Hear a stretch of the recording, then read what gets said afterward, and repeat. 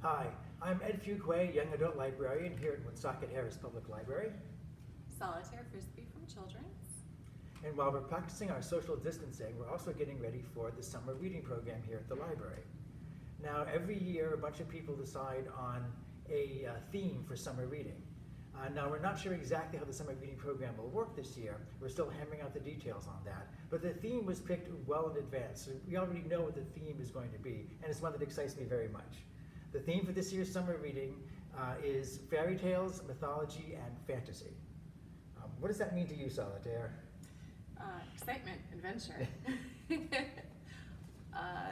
Stories from my past that I still enjoy today. When I first heard like the three things, I thought like, how can they put those things together? Because they don't have a lot to do with one another. And then I thought, well, in some ways they do, and in some ways they don't. But each of them is like distinctly different. Like when you think of a fairy tale, what do you think of?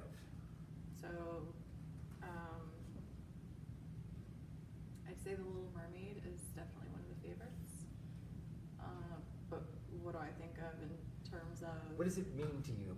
When people use phrases like that, almost everyone knows exactly what you're talking about.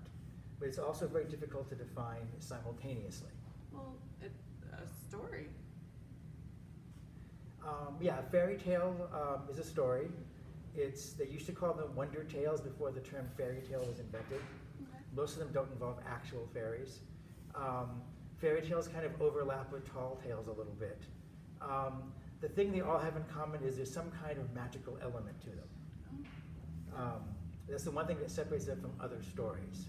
And fairy tales and mythology are separate in the sense that they both involve magic, but mythology is something that's based on a particular group of people. Fairy tales can come from anywhere. There's like several different versions of like Cinderella and so forth that exist out there from different countries and different cultures. But like the Greek gods only come from Greece. There's only one Zeus and one Hercules, a bunch of different stories about them, but they're distinct. Whereas fairy tales can come from anywhere. And many of the ones we've got come from Europe, and we now have fairy tales, as they're becoming more multicultural, fairy tales from different countries and so forth are now available to us. And many of them have numerous different variations to them. Fairy tales, in my mind, are separate from mythology because fairy tales deal with small scale, mythology deals with large scale. Fairy tales are stories mostly involving ordinary people. Even if they're princesses, they're probably relatively normal people. Whereas mythology almost always involves activities by the gods. You know, fairy tales explains how one person, you know, won a bride or became a king or, you know, or married a princess. Whereas mythology deals with what happened to you after you die. So they're both magical stories, but they deal with a very different scale. And fantasy is technically something that covers both of them. The fantasy story is any story that's not set in the real world. It can have real world elements, but it has to be something that basically has like a magical element to it. And over the years, these definitions of these things have blurred and redefined themselves. When J.R.R. Tolkien wrote The Hobbit, that was originally referred to as a fairy tale, because the term fantasy wasn't used to describe literature at that time. By the time Lord of the Rings came out, fantasy as a literary genre had been invented, so it was automatically considered to be fantasy. When L. Frank Baum wrote Wizard of Oz, he specifically was trying to create an American fairy tale. So you can call that a fairy tale, although it's often considered a fantasy technically, if you're shelving it in the libraries or bookstores or something like that. The other thing is, a lot of the fairy tales that you know are very, very old. There's a school of thought that a fairy tale has to be like, ancient.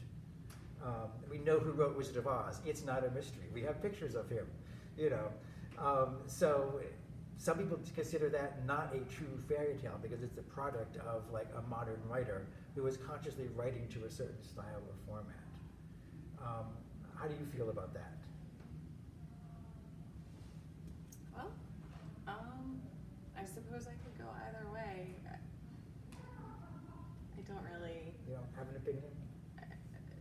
In regards to that, not so much. Does a fairy tale have to be, I mean, I guess if it's so old, that adds to its mystique. And so there's an element there of mystery, I suppose. Maybe there's something to be said, but is it necessary? Meh. Yeah, it's not important to you, and to a lot of other people it's not important also. If the story feels like a fairy tale, then it is a fairy tale. When the Brothers Grimm were collecting their stories, they specifically avoided things that sounded too modern to their ears, which is kind of ironic because they gathered all their tales a long time ago. Anything they thought was too modern would still sound really old to us. But they avoided certain things that they felt had too modern a ring to them. They actually felt they were reaching back into like prehistoric, like primal memories of things that happened, which is what they were trying to capture before it became lost. That's also why they called them folk tales rather than fairy tales, because they wanted to get them from the common folk. They deliberately didn't talk to anyone who was too educated. They wanted to come from farmers and things like that. I'm getting the unsophisticated, rustic view of how the world works. I suppose there's merit for authenticity as an artist if you're going for a specific. Exactly. I can see that. Yeah. Yeah, it was important for the Brothers Grimm to collect these tales. And they also, because there's so many different versions of most of these stories, they would pick one over the others to give that one primacy. And so there's a lot of different versions of things that the Brothers Grimm just left behind. And many of those have in fact gotten lost. Some of them have survived into like modern times. And fairy tales, mythology, and fantasy are all very interwoven with our modern lives in so many different ways. As we talk more about them, hopefully I'll be able to explain the importance of them, and also give you an example of how it affects all of us every day, whether we really know it or not. Fairy tales are part of like our collective subconscious to a certain extent, which is what the Brothers Grimm were going for. Fairy tales are often morality tales. Bad people get punished and good people are rewarded. Almost all of them work that way. In mythology, that often doesn't happen. Fairy tales will sometimes have morals to them, whereas mythology almost never does. The moral of most Greek myths is that gods are just jerks. You should avoid them as much as possible, which isn't exactly sound advice to live your life by if you're in ancient Greece. And fantasy is such a broad category, it can cover almost anything. Fantasy is currently a huge literary genre now. We have hundreds of books here in the library that are fantasy books, and they run the gamut from stories about heroes defeating monsters and winning the princess's hand, to all kinds of grim, dark fantasies where awful things happen to good people all the time. Game of Thrones being an example. A series of books composed almost entirely of bad things happening to mostly horrible people. Lord of the Rings is one of the most famous fantasy series ever written. That was picked by Time magazine as like the books of the century. And they were choosing that for the 20th century. Lord of the Rings was like right up there at the top. So that's how important fantasy is to a lot of people. Did I hear you right? Did you say that it was at the time the Lord of the Rings came on the scene, the genre did already exist? It kind of existed. So what preceded it to actually bring it into the public eye? I'm not sure exactly. I should do more research on that. The fact is, people have always written stories that were what we call fantasy stories. They just didn't have a name for them. Okay. The terms like fantasy and even science fiction were very fuzzy when they were first invented. Edgar Rice Burroughs wrote some of the earliest science fiction. He did the John Carter of Mars series. Now, in John Carter of Mars, you have a guy on Earth who's a relatively normal guy who falls asleep in a cave filled with poison gas and wakes up on the planet Mars, which is nothing like the Mars the astrologers have looked at. It has breathable atmosphere and water and beautiful princesses who need rescuing from like giant tharks who have green skin and 6 arms.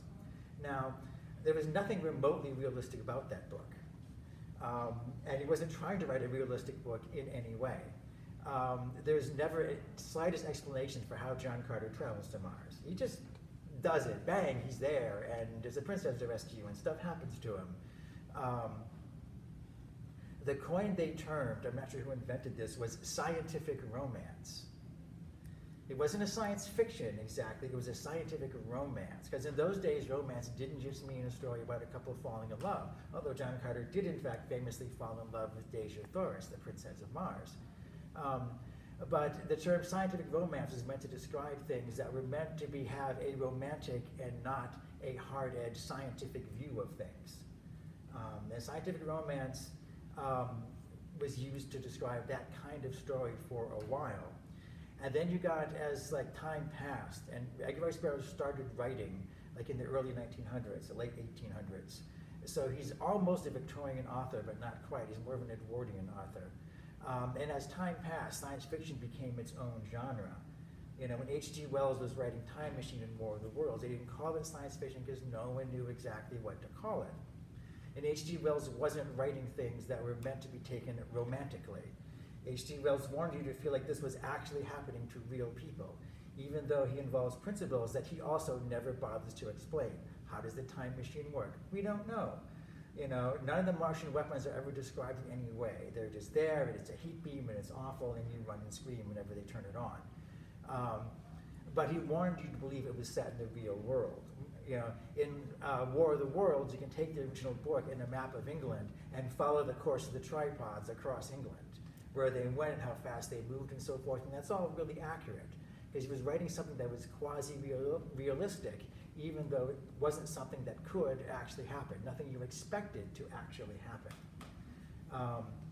As pulp magazines were invented in the 1930s, and they were rapidly produced, cheaply printed magazines with a lot of illustrations and pictures. Science fiction was a huge genre, as was fantasy, but the term hadn't been coined yet. They were put together in the same book.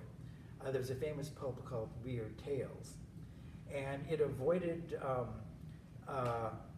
what it considered science fiction, to print things what we today would call fantasy, but they were instead called Weird Tales or Weird Stories. Robert E. Howard's Conan stories appeared in Weird Tales first. A lot of H.P. Lovecraft stuff appeared in Weird Tales. They avoided anything that had like spaceships or laser guns, were the things they really tried to avoid. But as long as you didn't have those, if someone had a sword instead of a laser gun, then they would call it a weird tale, and they would print it in Weird Tales. And then, like many decades later, George Lucas came along and did a science fiction that's clearly set with spaceships in space, and they have laser swords. So, for all of these authors who, at their in their time frame, they're writing material that doesn't even have a category. Yeah. There's a solid level of courage and risk-taking because Oh, yeah. you're putting this effort into developing this content, and you don't even know how it might be received. Yeah, even when the terms were invented, prior to science fiction getting any kind of respectability, it was very ghettoized. A real author wouldn't write science fiction, or fantasy for that matter, when that term was eventually invented.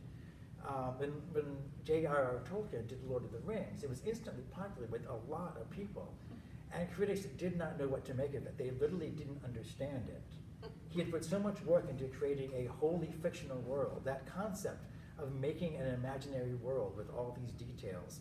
Although other writers had done it before Tolkien, Tolkien was such an expert. He made everything realistic, even though it is entirely 100% fantasy. And that idea of a, quote, realistic fantasy, critics at the time couldn't wrap their heads around it. They did not know how to judge it, what do you compare it to. It eventually became the standard that other things were compared to. But when Tolkien did it, no one had ever done anything like it. No one had put that much work into a fantasy world. And a lot of Tolkien's world comes from mythology. He was an expert on Norse mythology in particular. A lot of the names of the dwarves echo the names of dwarves in the ring cycle of Norse mythology and everything, stuff like that. And he was also a linguist, and so the languages can be traced back to ancient Germanic languages and so forth, and the runic system of writing. So the fact that people can speak Elvish as a language is because Tolkien was a linguist. So he put that much work into something that was, quote, just a fantasy. The term space opera, have you heard that one? Haven't heard that one. You don't hear it a lot. But science fiction was dismissed as space opera by critics. And they were trying to compare it, because they had nothing to compare science fiction to. And science fiction hadn't been coined at that time either. And so operas are famous for having really convoluted and ridiculous plots. Operas are about singing and spectacle of people dressing in wild costumes and dragging things across the stage, and the plots are ridiculously convoluted. And so someone coined the term space opera to refer to something that has a ridiculous plot, but set in space. Much the same way, beginning with radio, early radio dramas that were often ridiculously over the top by our standards were all sponsored by people who sold laundry detergent.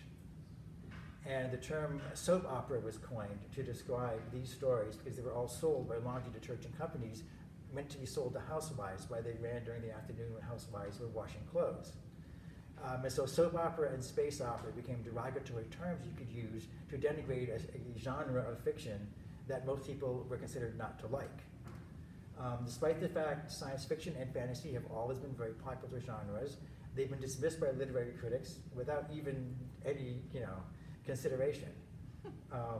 Whenever something comes along that's really popular, like Lord of the Rings, or when Arthur C. Clarke, one of his stories, was turned into 2001: A Space Odyssey by Stanley Kubrick.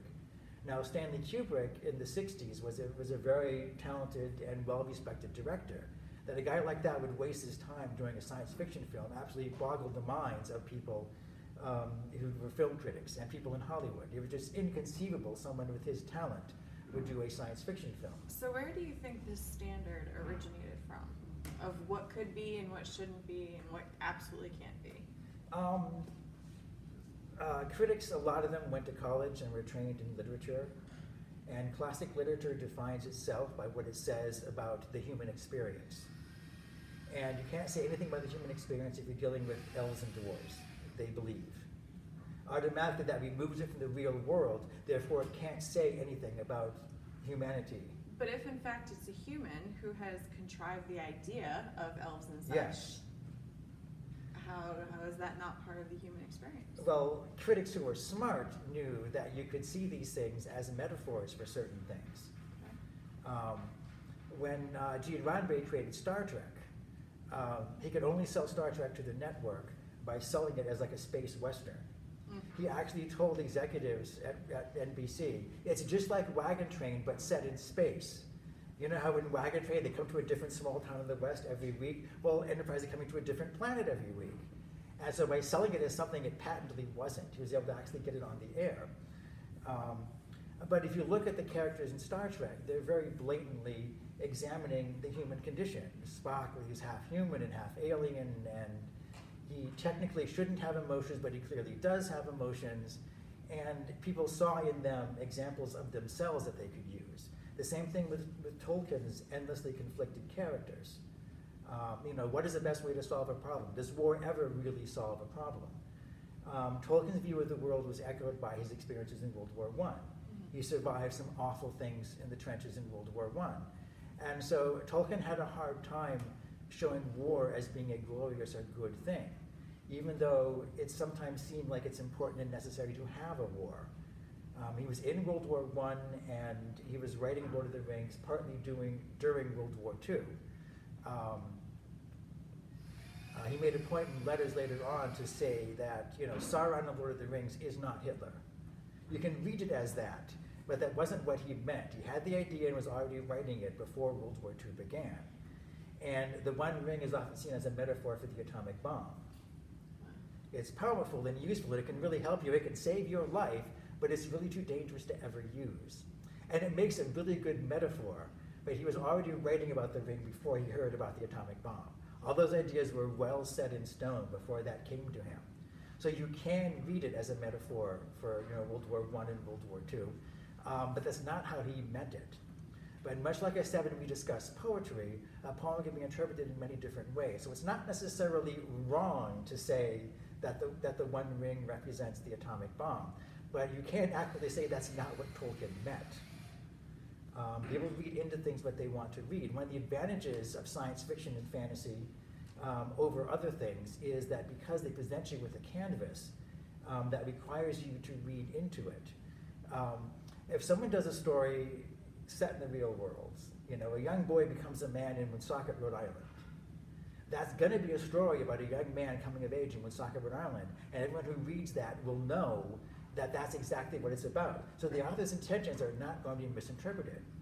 But if you're writing about a young hobbit who is suddenly faced with a life-altering quest that he isn't really ready to handle, because none of us are really ready to handle our life when it suddenly smacks us in the face. That can be interpreted several different ways, which in my opinion doesn't make it an inferior form of literature, and in some ways that makes it a superior form of literature.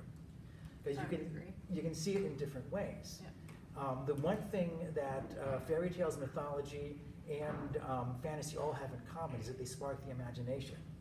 Fantasy is literally the literature of the imagination.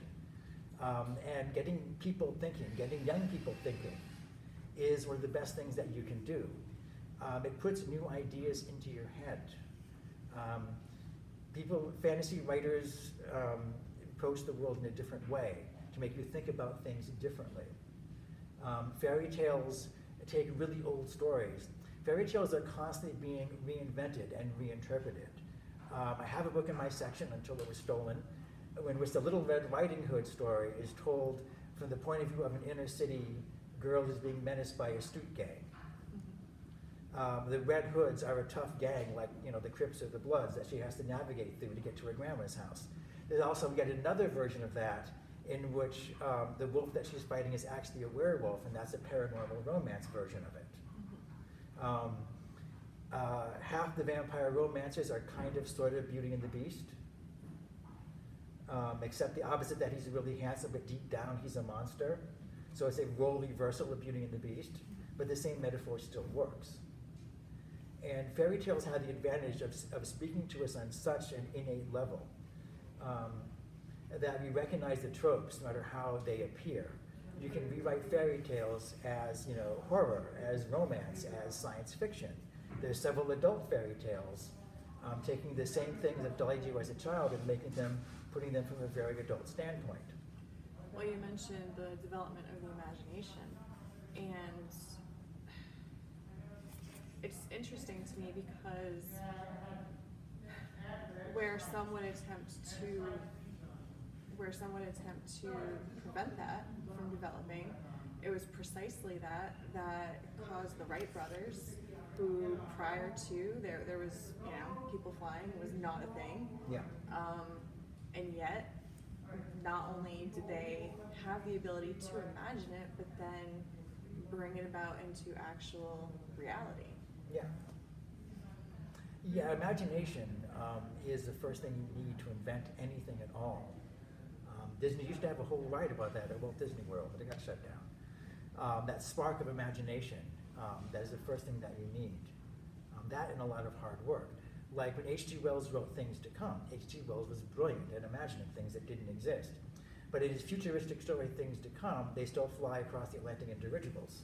They're really fancy high-tech dirigibles, but the principle that would allow something heavier than air to actually fly, no one had discovered the principle of lift yet. Mm-hmm. So it's not in his book.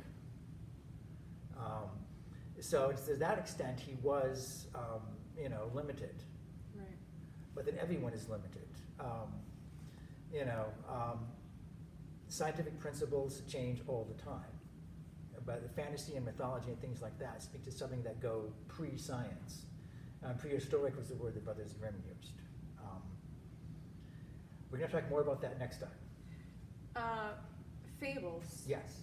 Would they fall under tales, but like fairy tales? Fables are fairy tales. And the fables were used to teach what?